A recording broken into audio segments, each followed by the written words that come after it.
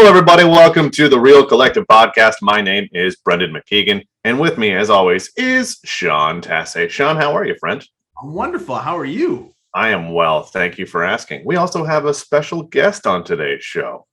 Yes. Joining us, Condo real estate mogul. I'm special. I'm special. All right. Yeah. Welcome to the show. Thank you for having us. Matt Richling is here.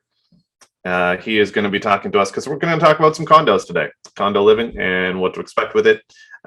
This is the podcast. If you're having a good time, don't forget to like, subscribe, and share. Find us on Apple Podcasts and Spotify, and it'll be good times. So we are going to jump into it here with the top 5 things to look for in a condo. Sean, take it away. Sure. Yeah. We'll start with the first thing that once you get into actually buying a condo, you want to ensure that you're reviewing the status certificate. Different condos have different issues, and we brought Matt here to talk about condos. So Matt, what have you found in some status certificates? What have you seen some horror stories and some real wins for clients?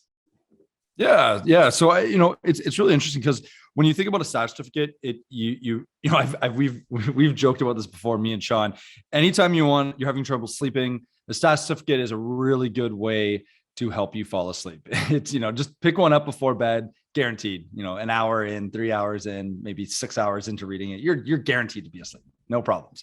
But when basically the breakdown for those who don't know what a status certificate is, everything about the condo. Think about, I kind of explain it like a building inspection for a home, status certificate for a condo. It is a rough way to explain it. It's going to give you the overall, breakdown of the building, the health of the building. So, the financials of the building, the rules of the building, the bylaws of the building, all that fun stuff is going to be in there. But it's also going to give you some key points about things that I'm looking at. So, depending on the building or the type of buyer I might be very focused on the percentage of owned units versus rented units, right? So if I want to live there and I want peace and quiet, maybe I'm a very picky person, then maybe having a building that has a very high rental percentage is not for me. And then you're obviously going into a lot of the financial stuff. So the financial stuff is really important, but I try not to focus on that too much because it's essentially regulated now, and the lawyer's going to go through that, and we need that third party person to look over that stuff. So the financials are important, but not as important when I'm looking at it. Right, it is still very important, but we make sure that communication is happening with the lawyer or our third party. Yeah. And what else in the status? Yeah, there's so many little things. Making sure that, a good status certificate review, you'll make sure that your parking spot's in the spot it's supposed to be. The same with the locker, if you have one. What else is in the status certificate? Rules. The rules are the big one, right? And that's typically why you'd want to review one as well. If you have your little chihuahua and it turns out you can't have a little chihuahua, that would be a very big important thing for you. If you're buying it for investment property, the majority of buildings now in the city have outlawed Airbnbs, or we should call them short-term rentals. But if that was something that you were buying it for the purpose of, then you need to know the rules, and need to look through the rules to be able to do that. If you're up early and you like to work out in the gym, often there are rules about the time that you can go to the gym, things like that. So it's just understanding a little bit more about what you're looking for. So having that conversation with Sean or Brendan and saying, hey, I like going to the gym. This is what I want to do. And then knowing the rules around stuff like that. That 4 a.m. club. Not that I think any of us are a member of that, but might not be the right fit. And then the other thing that we typically find in there is the reserve fund. And so obviously there's typically a correlation between a reserve fund study, an engineering study, and making sure that the condo saved up enough money to pay for some of the things that are coming down the line. That's but it's usually the unexpected stuff that gets them. And that's the key. And so, as much as that you can kind of go through the reserve fund study and say, okay, like, is everything good? Has everything been planned for? At the end of the day, it's going to be the unexpected things, or the rules that change, over time. Those are going to be the big things. So really, those are unexpected. Everything's planned. Everything's planned for the next 30 years or 35 years. So I'm not worried about that. I'm really worried about the unexpected. You're kind of worried about the management of the condo, but you can't really pick that up too much from the status, right? I'm not going to be able to, like, you could argue, oh yeah, but what about special assessments? Well, every building has them. It's just a question of, how they're handled, and so you can't really get that from it. So Yeah, and it's hard. I've had a few either sales or purchases that have gone sort of a little bit, not sideways, but a little bit squirrely when information, hey, all of a sudden here's this information, and it's that unknown, right? And it's parsing through the unknown and working with a good lawyer to ensure, like, okay, well, here's what the real deal is, here's what it looks like, here's what the seller thinks, here's what the buyer thinks, here's what both lawyers think, and finding out a solution forward if it's the right building for the client, right? yeah, and we've been in this situation too, where there's repairs that are, or issues that have been announced, but no idea of the cost yet.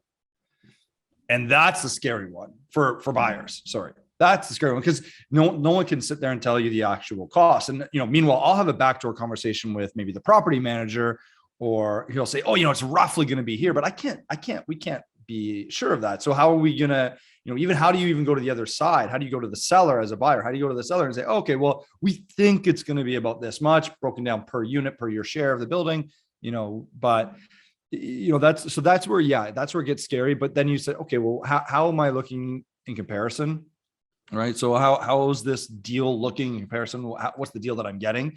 Right. Obviously, when there's an issue like that, traditionally speaking, I'm going to be paying slightly lower than market rent or market value, because there's an issue in the building. And so as a buyer, you're usually able to kind of take advantage of that. And so every situation is a little bit different, and it's patience and having the ability to be comfortable with the situation and the information that you've got in hand. Yeah. And oftentimes the solution is a holdback at closing, right? Especially for the unknown. Yeah. And we've done staggered ones. So a holdback, basically where the funds get, like, a certain amount of funds get held in trust for a certain amount of time.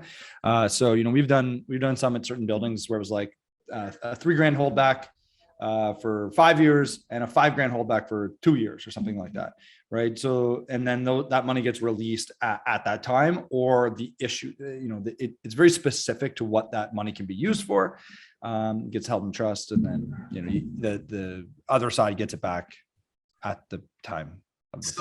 So all of this legal status certificate stuff is super fun, and everybody, I'm sure, is really, all the 3 people who subscribe to this podcast are really enjoying this conversation. But what about the fun stuff in the condos? Like, what about the amenities? Like, when you go with a client, you're looking at a building and you're starting to look at, okay, well, what do we get in this building? Like, what have you seen as like the coolest amenities and like the lamest amenities where you're like, oh, they could have really done this different? People like amenities, but people don't care about amenities, right? As a buyer, oh yeah, there's a dog training facility in the basement. That's amazing. I'm going to go train my dog. And then you don't even have a dog. You're never even going to, right?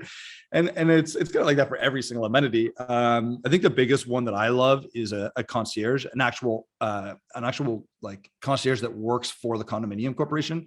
The ones that remember my name when I walk in, even, and I'm there, not as often as an owner would be.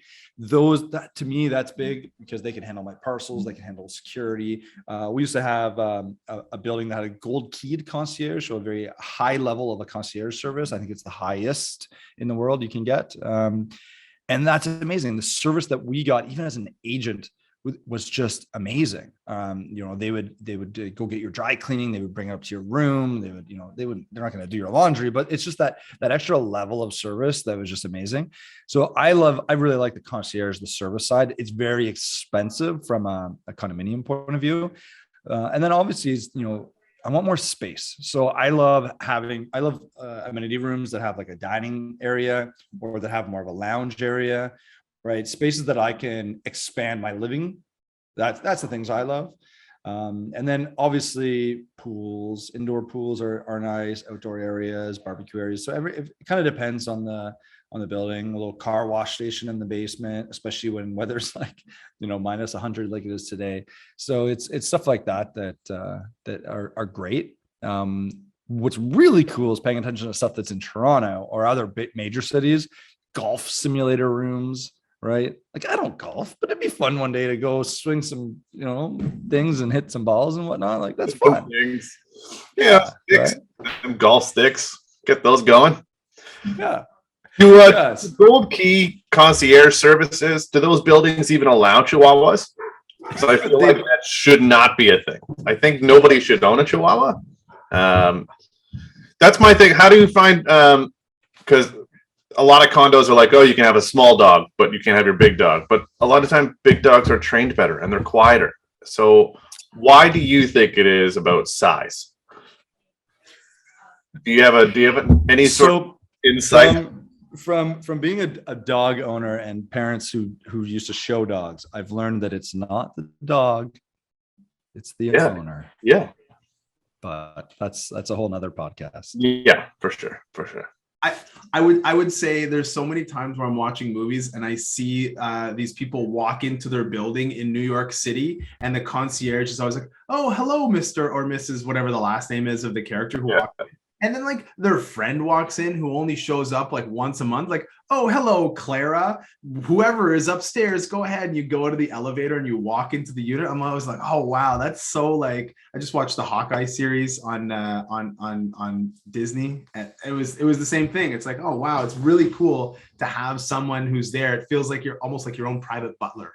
Right? But think about that. Thinking about even having a doorman, right? And that's New York City. Right, where you have someone there literally just opening the doors, opening the cab, hailing a cab, right, things like that. But that's New York City. It's a different world. So let's shift gears. We'll talk about parking. You brought it up before. There's a lot of buildings that it seems like might be going to doing parking. There's one I think in the city that does parking with like a mechanical. People are parking with like plugging in your car to the wall so you can charge your electric vehicle. Moving forward. So what other things with regards to parking? What am I looking at? So the problem that I've got is that the Swiss Army knife thing of parking is really cool. And it makes it a lot more affordable. So it's neat. You just got to know as a buyer, you got to know the pros and cons of it. So it's just, having a discussion with Sean and Brendan just about what are the pros and cons of the Swiss Army knife parking system, I like to call it. But then it's just down to, again, what are your needs? There are some buildings one of the things we always highly recommend is seeing the parking spot, seeing the locker before you put an offer in. It's so important. We've been in that situation before where we're selling a parking spot that was, and it's kind of like a hybrid model. It's in LeBreton Flats has it, where it's this kind of like a conveyor belt that goes up and down, but it's underground. So there's normal parking spots right there, and then there's this like up down thing right there, right? And so you have to wait for someone to come, and it's just kind of annoying. But those values are a little bit lower. So everything's a trade-off, right? Maybe I'm trying to push my living space size, so I'm willing to spend a little bit more there. But I'll take the less desired parking spot maybe, because I can spend more of my budget on my unit instead of in parking. But EVs coming around, those are big ones. We're seeing more and more and more of those as you tour around a basement, you'll see the charging spots. So, and builders too. So it's really cool. That's really neat. But the biggest one is just seeing it before, right? You'll be bored of seeing a parking garage very, very quickly, but it's really important to see, and it's not just if you have like a truck, or it's not like if you have some weird sized vehicle. It's just to make sure that, okay, yeah, that's a good spot. I'm not like right beside the garbage or something. I don't know. There's nothing wrong with that. It's just, you got to understand and know, so you're not surprised. It's the storage lockers are often one, right, with the pipes and whatnot. But yeah. Do the Swiss Army parking, what happens when the power goes out? They got a backup generator? They must. I think they do. I believe they do. I don't know off the top of my head. Well, power goes out. Everyone's got to get out of the building. Got to get everything out. No, but it breaks. But it still breaks. Yeah, that's the problem. And then you're stuck. Yeah, and that has happened, right? We see those reports from clients saying, "Listen, like now we're stuck. What do we do?" And it's like Uber. Yeah. But that's the trade-off. You've got to know the pros and cons in order to decide if it's worth it for you or not. Right. Yeah. And that building that we're talking about is awesome. And we love the building. It's really cool. And it's someone newer and it's in this really cool neighborhood. But yeah. And there's things like that I'm sure we haven't covered in this top 5. And I know there's things that maybe you look for more specifically that's like not in the basic of the basic kind of list that we've gone through. So what kind of things are you looking for clients when you're going in a condo? Well, the biggest thing is about having that conversation, right? And so it's like it's if something's really important to me, and we kind of talked about it with the rule stuff. If it's really important to me, I need to have that discussion with my agent and saying, hey, I'm looking to do X or I want to do Y, and that's kind of been, I think, like a theme throughout a lot of this. And so having that conversation, saying that these things are important to me, that's the big one. But every client's a little bit different. What they're looking for is different. It really starts with kind of just the flow of the unit, the location, those major things. Those are, I can never change the size of my unit. Well, maybe, but I can. But yeah, every boy in here is laughing right now. They're really giggling away. But I can't, right? I can't just go add 200 square feet, right? I can tear walls down. I can do things. Asterisks. Talk to the condo board before you do anything. But I can't just make it larger. I can't change the location of my building. So it's things like that are the big important ones to me. That's where we start. And then from there, when we're kind of getting into the nitty gritty, then it's knowing more about the condo, and it's just knowing more about everything else. So. Right on. All right. Well, we're going to take a quick break. We're going to listen to what our sponsor has to say, and then we'll be right back. This episode of the Real Collective podcast is brought to you by Real Collective. Real Collective brings together best-in-class real estate agents and collective experts in the field to deliver the best possible service to our clients. We govern ourselves with honesty, open-mindedness, and compassion. With diverse skill sets, our agents are able to serve a wide array of clients, including first-time homebuyers, first-time sellers, transferees, estate sales, investors, and rural, vacation, and luxury properties. Authenticity and transparency are pillars of our process, which allow us to put our clients at the center of everything that we do. Our years of experience and knowledge allow us to deliver prestigious service and optimal results. If you're interested in buying or selling your home, contact us today at realcollective.ca.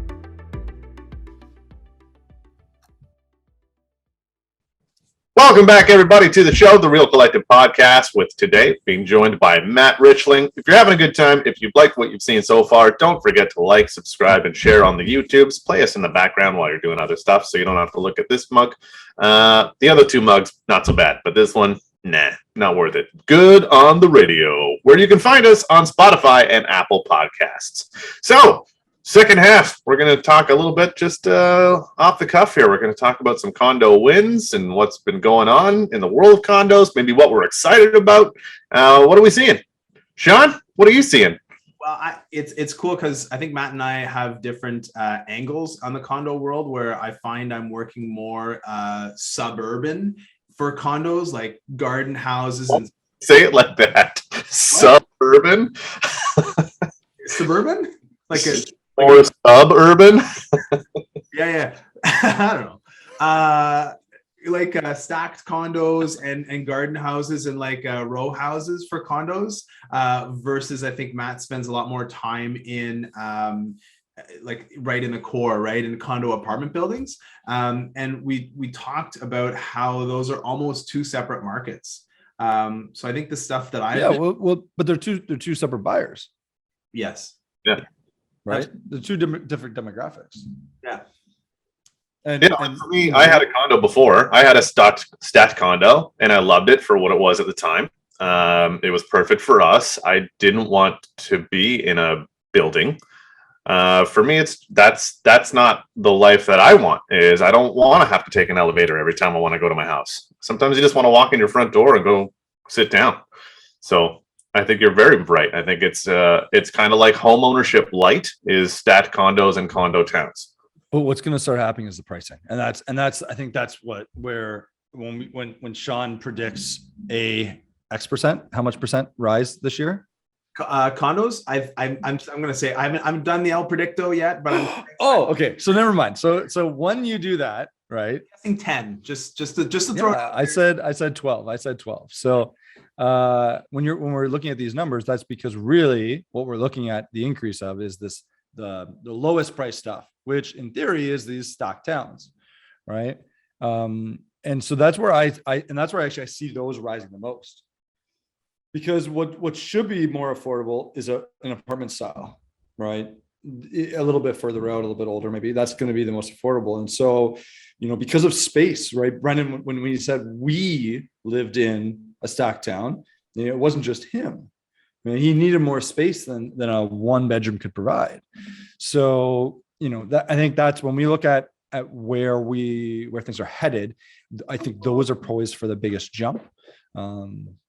Just because of that, just because of the size and the space, right? I can't fit my family of 4 in a 1-bedroom or 2-bedroom condo. So, yeah. So, and I think what we saw this year was, if you're looking at like a $400,000 price tag, which is sort of at this point entry level, which is crazy because 10 years ago the entry level price point was like 200. If you're looking at that sort of $400,000 price point, you're either buying, like you said, like a 1-bedroom condo downtown. Or you're buying a like an older sort of townhouse in the suburbs. The difference is going to be based, and the difference really matters. We talked about this before. It's going to be based on condo fees, and the condo fees typically on that townhouse are a little bit lower than they might be in the building, right? Because there's less amenities, et cetera, less upkeep. But well, that's not true. I've got my student rentals at Dines.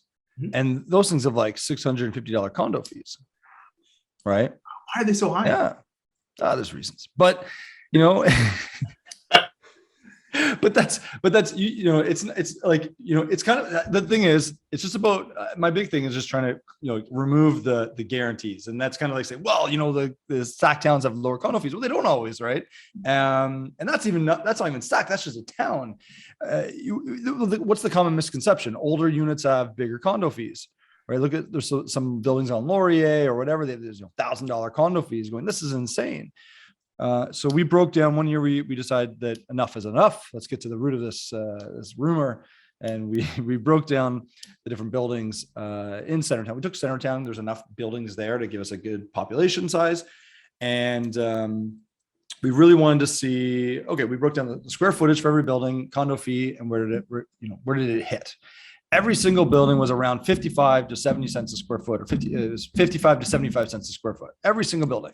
The outliers were ones that were like luxury, so they offered way more amenities or had way more things, or they included in the condo fee like baseboard heating that was electric, or they were brand new or smaller, or they were like wood frame construction or something like that, right? So but every single building, and that's just what it comes back to is just that units were larger, right? So there's reasons why those condos are more expensive. Condo fee. Have you ever seen condo fees go down? Yes. Really? Yes. The building that's right there. Oh, okay. Yeah. Yeah. Yeah. You see it? Yeah. You see it? That's a good building. No, we've seen it. It's essential. Yeah. The building essential. I've seen them in a couple other places too. Usually it's because they're removing something that was included. So for example, one year a building removed the electricity that was included in the condo fee, right? So obviously they're going to go down, but we still do see it come down. It's not often. You don't want it to come down in reality. When you're budgeting, when you actually look at it, when you break down a statistic feet and you're looking, usually the bottom few, because they've the percentages are pretty laid out always, but the bottom ones are always 2.2 or 2%. That's the projection. You want it to rise 2% per year is perfect. That's a good stat certificate condo fee amount raise per year. So going back to the predictions for the year, and I think you hit on it before, is like the lower end stuff has more potential to climb. Yeah, right? because otherwise you're in a $700,000 townhouse. No one can afford that.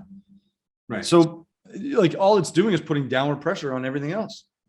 Right. So the prices are being pulled up by the entry level sort of townhouse. That $700,000 townhouse is pulling up these other.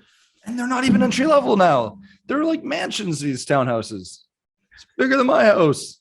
Yeah, they are big. But that's the thing, right? And so and when we're sitting there looking at it, all it's going to do, and there's no new supply coming. And that's the huge issue that everyone in the news reporters wants to talk about, is there's no supply. There's no new buildings coming. There's lots of rentals, right? We did a little search around Centertown yesterday or the other day, and there was like 30 rentals and 5 units for sale. Like, that's crazy. That's flipped from like 3 years ago. Yeah. So are there some new buildings that are coming down the pipe that are being built for sale as opposed to for rent? What can people look for there? yeah, so it's a lot of Claridge product right now, which isn't bad. You know, they do well. You can look at some of the best earning buildings are Claridge products, from an investor point of view, let's say, or from a purchase this point, sell that point of view. But they're Claridge knows what works, and they replicate it. And people don't like that, but it does well, right? Like, yeah, sure, they might put a fluorescent light in your kitchen, but I look at the amount of times people don't change it out, right? They can put that money into something else. So at the end of the day, the locations of these new buildings are pretty good. They're located near the LRT. We're seeing a lot of build around the LRT stuff, which I think we're going to start, focusing on more and more and more. And they're just kind of places where people want to live, a lot of amenity heavy areas, which is really nice. I'm a big believer in Little Italy right now. I think buying Little Italy will kind of do you well over the next like 10, 15 years. You got the hospital, you got 2 bodies of water, you got a bunch of new stops on the LRT that sometimes works, sometimes doesn't. But and you're not walking distance to your office. And then that's the key. You got a village, you got a neighborhood around you where you can go to restaurants and bars and bars. I don't know, that's weird to say, but pubs maybe, right? And then I can go skating on the canal, and I can all do that just from walking from my place. And then I can take 2 LRT stops or 3 or however many it is to get downtown to my law office and lawyer. So here's my question: is for the longest time, Ottawa has been a real car heavy city. We've always been known as a car heavy city. And I've got friends who live in Toronto, and there's a couple that live in a condo, but they just have one car because there's got like 9 towers all posted up around this GO train. They hop on the GO train, and that's how they commute. That's how they do most of their stuff. Like, hey, we're going to downtown to watch a Jays game. We're leaving from our place in whatever it is, Richmond, and we're just going to take the train there. And I'm like, oh, well, this is different for me, right? I'm just, if I'm going somewhere as an Ottawa guy, I would just get in a car and drive there. But like, no, this is part of the experience. Is you get on the train and riding the train is part of the thing. Do you think that Ottawa has a chance to get to that point? I hope so. I love not driving. I hate traffic. Right? I would like, I don't want to take the bus, but damn, if I could not be in traffic, right? I'd love that. I don't like walking, but it's good for me. So I have to do it. But if I wish we could get to a place like that. It's the whole bicycle thing, right? When you're a car driver, bicycles, they're not our friends. We don't like them, but it's so good. We want that. We want bicycles. We want people to get on bicycles and to bicycle around to their work and places, right? But when you're a car driver, you think that you're the right. And so I don't know. I would love to see more transit or more public transit enabled buildings, right? Stuff that's located on the LRT, across from the LRT stops, or stuff like that, because it's just going to make everyone's lives so much easier. I don't need to drive everywhere. We just need the LRT to get, more efficient, dependable. That's the word. That's good. That's it. Or scooters instead of bikes. Get off the LRT, get onto a scooter, and away you go. Okay, last thing I want to hit you up with is affordability, housing affordability. Some of these people who are building new buildings, are they doing anything that you know of in terms of affordability? I was hearing recently that there's a new builder who's looking at building a certain percentage of affordable units in a green housing building, all that sort of thing. Is that something that people are still taking sort of seriously? Well, they take it seriously because they're getting massive multi-million-dollar checks to take it seriously.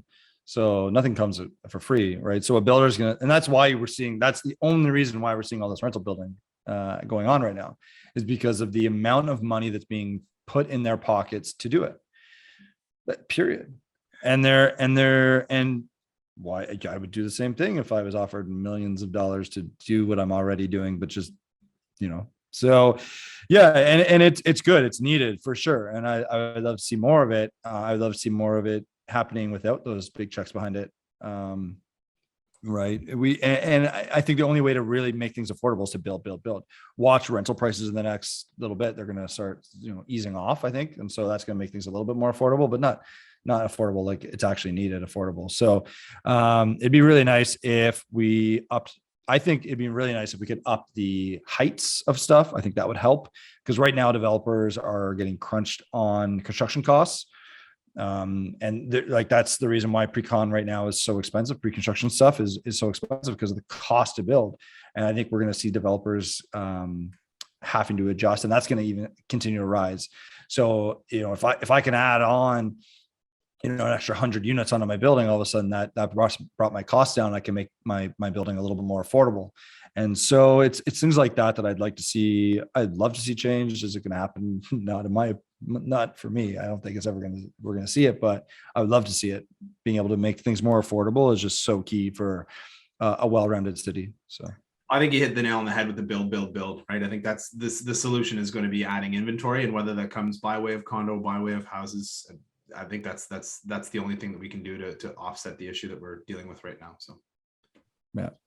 Yepper. That is a perfect spot to wrap it up. We are the Real Collective Podcast, and we have Matt Richling with us today. Matt, where can people find you if they want to get a hold of you? Downtown.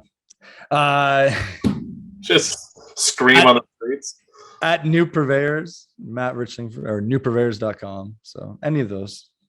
Perfect. New Purveyors. We'll put it in the comments below on YouTube in the link description. So check Matt out there. I'm Brendan McKeigan. This is Sean Tassé. Don't forget to like, subscribe, and share. Find us on Apple Podcasts and Spotify. And until next time, keep it real. Collective.